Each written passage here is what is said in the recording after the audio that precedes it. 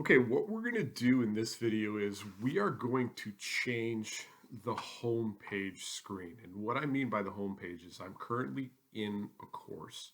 This is one of the courses that are available to me in my menu. I'm going to change this area. It defaults to the activity feed, Google Translate, course overview, various tools, learn support. These can all be fantastic things, okay? If you would like to keep some of these things as you learn more about them, absolutely. It's your course. You get to develop the course how you would like to develop the course. I'm just going to explain to you what has worked for me over my time in this program, and then just show you the ability to change it to fit your educational needs. So there's one of two ways to do it. You can hit the three drop down at the bottom and you can manage your home pages. When you get to manage your home pages, you get to this screen here. Okay.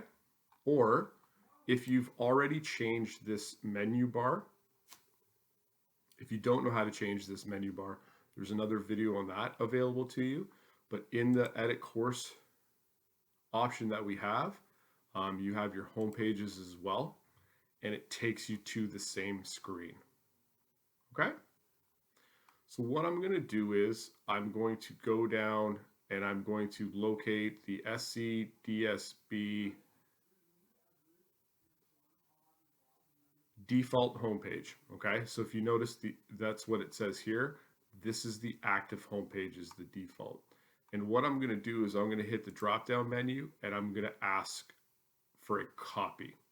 Okay. Once the copy hits, and what happens is you have now a course level default homepage copy, and then you have a drop down menu here. Okay.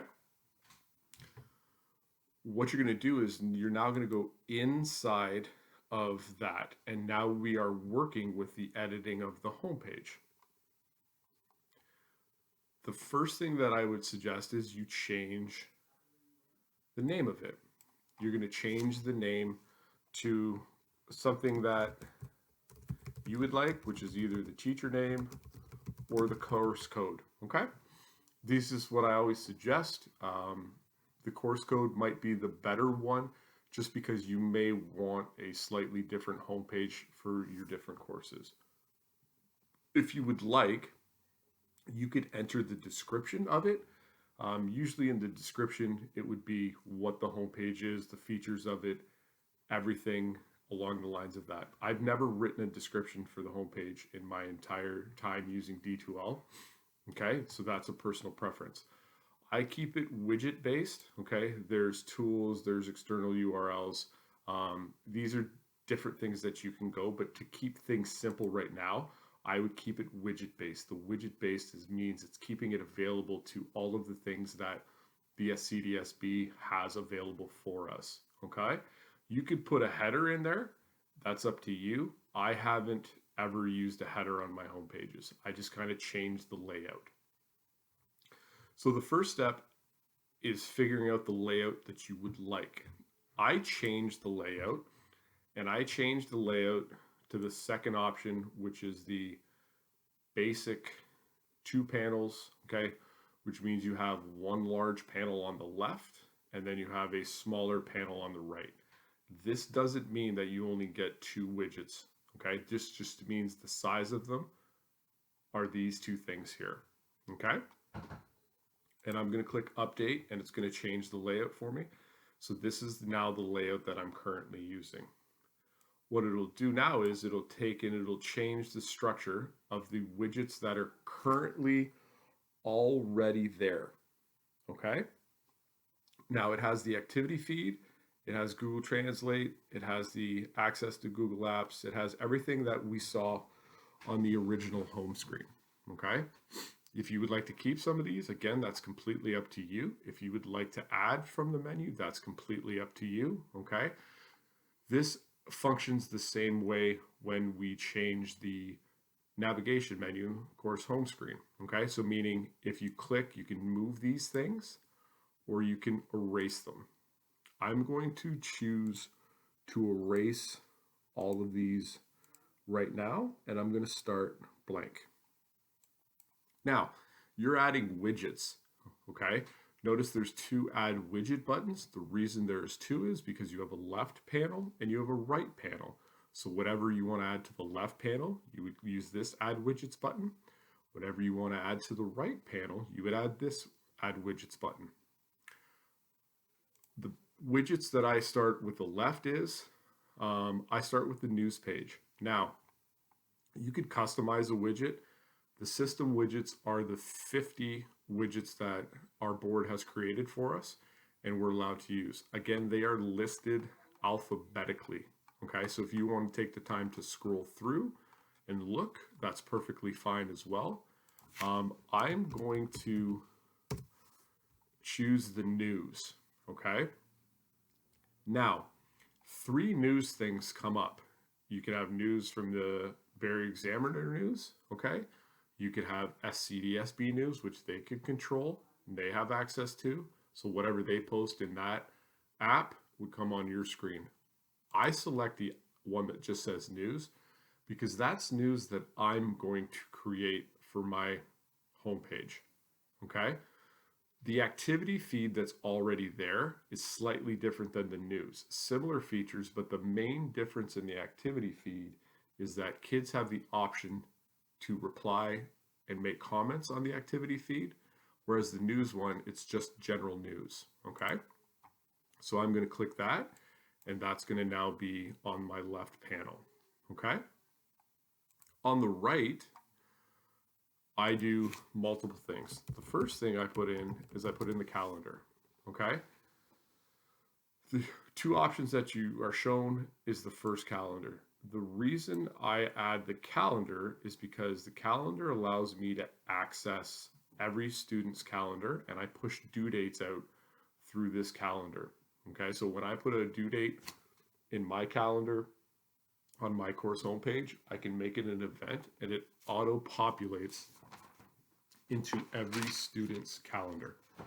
Okay. The second one that I add is I add the updates. Okay.